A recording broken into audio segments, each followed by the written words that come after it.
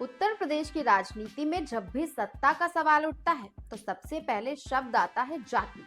और जब जाति की बात होती है तो क्षत्रिय राजनीति की भूमिका को नजरअंदाज करना मुश्किल है। आज यूपी की राजनीति फिर से उसी मोड़ पर आ खड़ी हो गई है जहां सवाल सिर्फ सत्ता का नहीं बल्कि ये भी है कि नेतृत्व कौन संभालेगा, यानी कौन बड़ा है। हाल ही में कुटुंब परिवार की बैठक हुई, फिर ब्राह्मण विधायकों का सहभोज हुआ और अवध में राष्ट्र कथा हुई। तीनों आयोजन अलग अलग लगते हैं लेकिन इनका मकसद एक ही है। 2027 के विधानसभा चुनाव से पहले हर जाति अपनी ताकत दिखाना चाहती है और क्षत्रिय समाज भी पीछे नहीं रहना चाहता।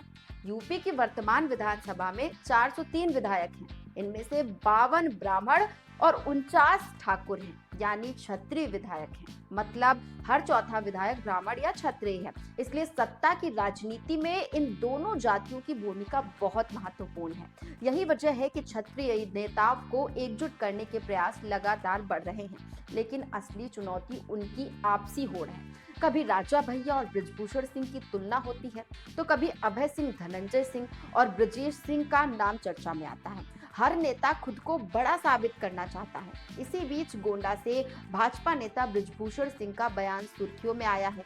जब उनसे पूछा गया कि क्षत्रियों में बड़ा नेता कौन है, राजा भैया या बृजभूषण, तो उन्होंने साफ कहा कि ऐसी तुलना समाज को बांटने का काम करती है। उन्होंने कहा, अभी राजनाथ सिंह बैठे हैं, वो हम सब में बड़े हैं। उन्होंने राजा भैया के पिता महाराज उदय प्रताप सिंह को अपना आदर्श बताया और उनके संघर्ष और कामों को याद किया। बृजभूषण सिंह का कहना था कि राजनीति जोड़ने के लिए होनी चाहिए, तोड़ने के लिए नहीं। कौन बड़ा है और कौन छोटा है, इस बहस से समाज को कोई फायदा नहीं होता है। अब ऐसे में सवाल ये उठता है कि क्षत्रिय राजनीति इतनी महत्वपूर्ण क्यों है। आंकड़े बताते हैं कि यूपी में क्षत्रिय तीसरा सबसे बड़ा जाति समूह है। प्रदेश की 7 से 8% आबादी क्षत्रिय है। करीब 70 से 80 विधानसभा सीटें ऐसी हैं जहां क्षत्रिय वोट बैंक 10 से 20% तक प्रभाव डालता है। वहीं लोकसभा की लगभग 20 सीटों पर उनका असर माना जाता है। लेकिन क्या सिर्फ जाति के वोट से कोई जीत सकता है? वरिष्ठ पत्रकारों का कहना है कि जवाब है उनका कि नहीं। किसी भी सीट पर क्षत्रियों की संख्या 20% से अधिक नहीं है।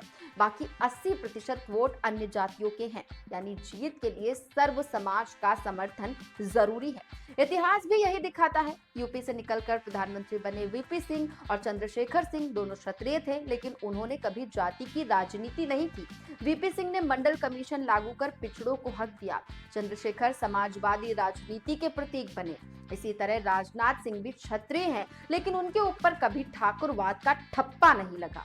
इसलिए आज की राजनीति में जाति अहम तो है, लेकिन अकेली काफी नहीं है। अखिलेश यादव ने भी MY समीकरण से आगे बढ़कर PDA की बात शुरू की, क्योंकि उन्हें समझ आ गया है कि बिना सभी वर्गों को साथ लिए सत्ता तक पहुंचना मुश्किल है।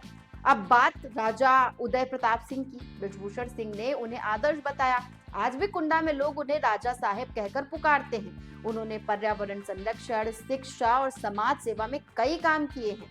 प्लास्टिक पर प्रतिबंध लगाने का श्रेय भी उन्हीं को जाता है। उनका जीवन संघर्ष और सेवा से भरा हुआ रहा है। ऐसे में सवाल यही है कि क्या क्षत्रिय नेता सच में एकजुट हो पाएंगे या कौन बड़ा की लड़ाई उन्हें कमजोर करती रहेगी? जवाब भविष्य में मिलेगा। लेकिन इतना तय है कि यूपी की राजनीति में क्षत्रिय फैक्टर को नजरअंदाज करना किसी भी पार्टी के लिए आसान नहीं होगा।